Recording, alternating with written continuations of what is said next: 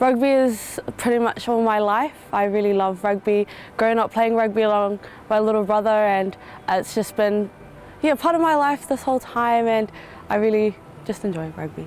Lovely and David started playing rugby. They both played union, started when they were really young, played at Ross School District, the local club in that area. So my parents will sacrifice so much.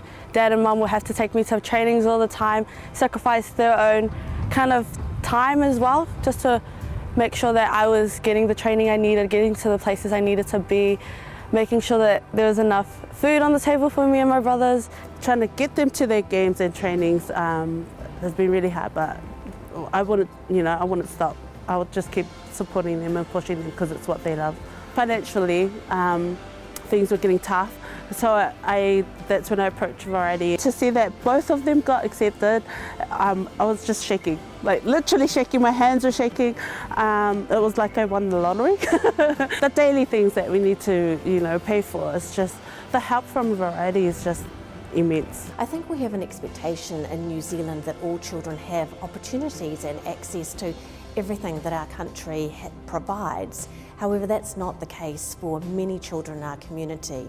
1 in 4 children grow up in families that are struggling to make ends meet, and having access to a scholarship, whether it's a Gold Heart Scholarship or a Have a Go Scholarship, where we provide funding for kids simply to try a sport, it means that they've got opportunities just like all the other kids.